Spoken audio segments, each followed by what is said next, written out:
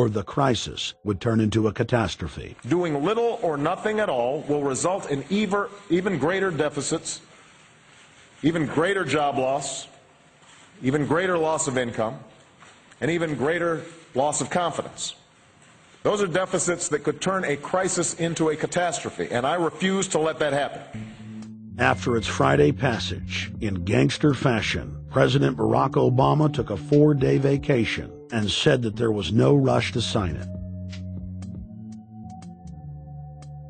The spending bill was really a takeover bill, designed to further federalize the states and to pay off rich donors that had donated to both parties. As the world slid deeper into depression, the bankers celebrated the fire sale that they had created. I believe the phrase burdens of the office is overstated. Yeah, it's kind of like, why me? Oh, the burdens, you know. Why did the financial collapse have to happen on my watch? It's just pathetic, isn't it? Self-pity. And I don't believe President-elect Obama will be full of self-pity. With their access to unlimited fiat capital, they could now buy up sectors of the world economy not already controlled by them. For over a century, the Anglo-American establishment had worked to bring the world system to this point. Artificially engineered global bankruptcy. In an address before the Trilateral Commission in June of 1991, David Rockefeller laid out the elite's ultimate goal. The supranational sovereignty of an intellectual elite and world bankers is surely preferable to the national auto-determination practiced in the last centuries. Now that the bankers were holding the world hostage, they issued their ultimatum. The only solution to restart the global economy would be to set up a planetary government ruled by a new Bank of the World, a Bank of the World owned and controlled by them. Suddenly, hundreds of prominent publications announced the solution, the people's only salvation. Time magazine, in an article titled "The New World Order," said that the new super bank would control the world's currencies and set interest rates, and that the new bank would, quote, knock the heads of bad countries like the United States.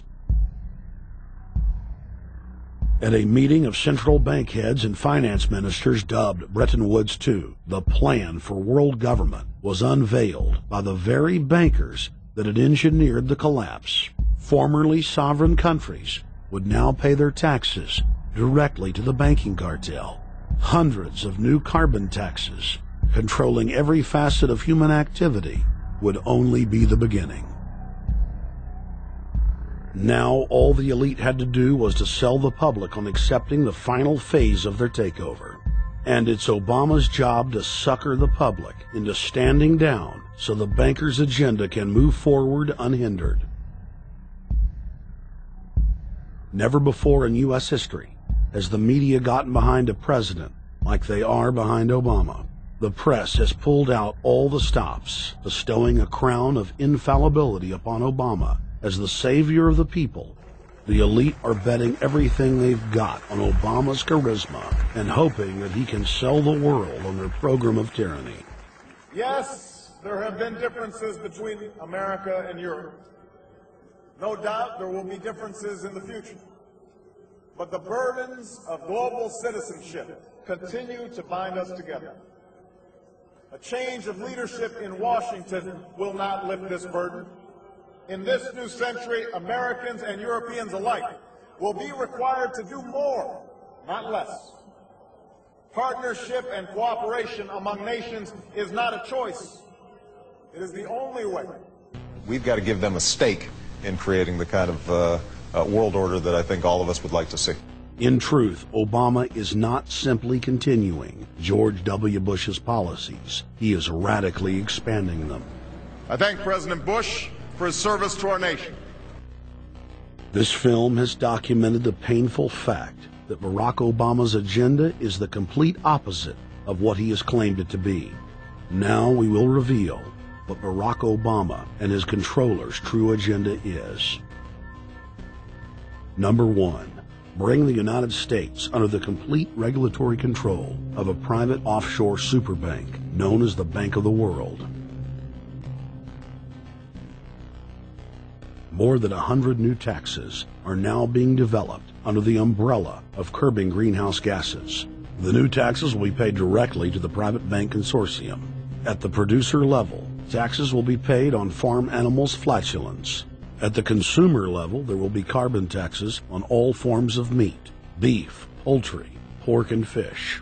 All cars will be fitted with satellite tracking boxes that will tax driving by the mile.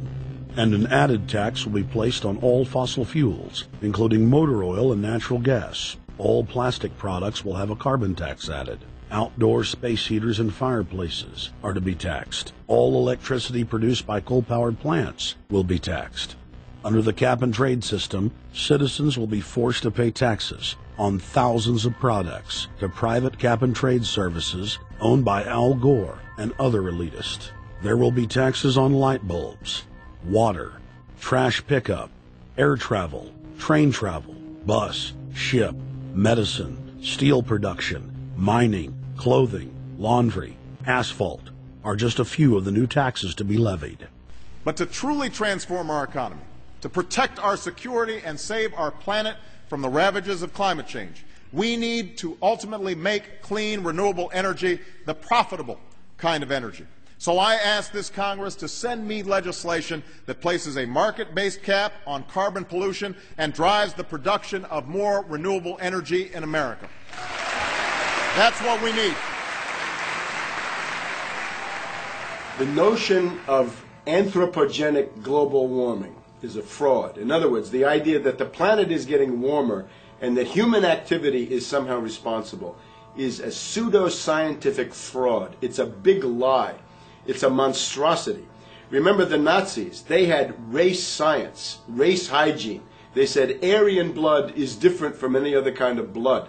This was, of course, idiocy, a fantastic piece of nonsense. Today, we've got something similar. Global warming caused by human activity, and the answer to that is carbon tax plus cap and trade, according to the wishes of Al Gore, Prince Charles, and basically the entire world banking community, the world oligarchy. What they're trying to do with that is to perpetuate the current system where bankers rule the world, financiers rule the world, and the rest of us get the crumbs from the table. But remember, if you try to put on cap and trade and a global warming carbon tax with the idea that you're going to save the polar bears, what you're going to do is destroy human society. You're going to cause genocide on a massive scale. The deaths will be measured in the hundreds of millions and indeed in the billions.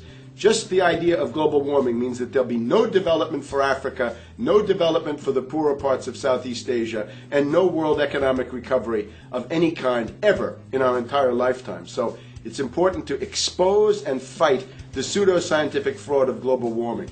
One more point about this. You don't need a climatologist to know that this stuff is a fraud. I'm a historian. I can tell you, in the last 1,000 years, we had a period of very warm temperatures called the medieval warm period, where all kinds of grapes and semi-tropical stuff was growing very far into the northern hemisphere. That was about 1100, 1200. It happened to correspond with an all-time maximum of sunspots.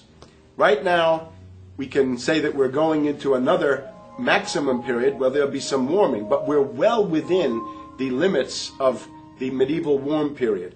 About 1600 to 1650, there was an ice age in northern Europe. The North Sea was filled with ice. The German and Dutch ports and the English ports were filled with ice. That corresponds to an all-time minimum of sunspot activity, the Spörer minimum and the Maunder minimum. So this has largely got to do with solar activity. We can see that other planets, not just the Earth, are warming slightly as a result of increased solar activity. But we're well within the minimum. So what the oligarchs claim to be an open and shut scientific case is a piece of pseudo-scientific nonsense, and it should be rejected.